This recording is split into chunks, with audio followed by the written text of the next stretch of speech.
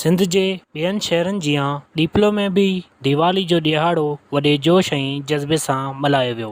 डीपले शहर जे लोहाणा कम्युनिटी तरफ़ां शहर जे अलावाला चौक नज़द हिकु प्रोग्राम रखियो वियो जिते फटाका पिणु फाड़िया विया।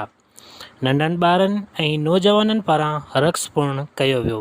उन मौक़े ते केक पिणु काटियो वियो। उते मौजूद लोहाणा कम्युनिटी जे माण्हुनि सिंध टीवी न्यूज़ सां ॻाल्हाईंदे चयो त इन सिंध टीवी जे इन जेको कवरेज ॾियंदा असांखे मुंहिंजी टीम पूरी खे दीवाली जो लख लख वाधायूं ऐं सॼे पूरे डीपले खे ऐं पूरे पाकिस्तान के जेतिरा बि रहंदड़ आलम इंसानियत खे असांजे तरफ़ां दीवाली जो लख लख वाधायूं।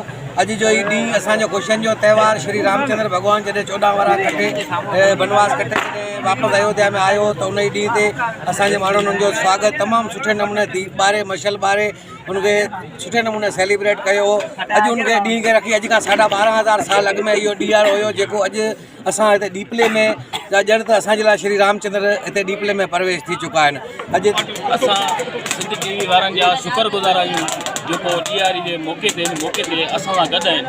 दौरान इन्हनि जा अखर पढ़ अल्फ जो वर्क सब सा अंदर तूं उजार बना पढ़ने केतिरा ॾियारी असीं इन करे मल्हाईंदा आहियूं त श्री रामचंद्र 14 साल बनवास कटे अयोध्या नगरी में आयो तंहिंजे करे असीं दीवाली मल्हायूं था। असां डीपलो हिंदू पंचायत जे तरफ़ां सभिनी खे दीवाली मुबारक। असां सभिनी हिंदू ॿारनि खे डीपले वारनि जे तरफ़ां डीपले पंचायत जे तरफ़ां सभिनी खे दीवाली जो लख लख वाधायूं। अॼु डीपले जे शहर में दीवाली ॾींहुं असीं सभु गॾिजी हिकिड़ो प्रोग्राम कयोसीं।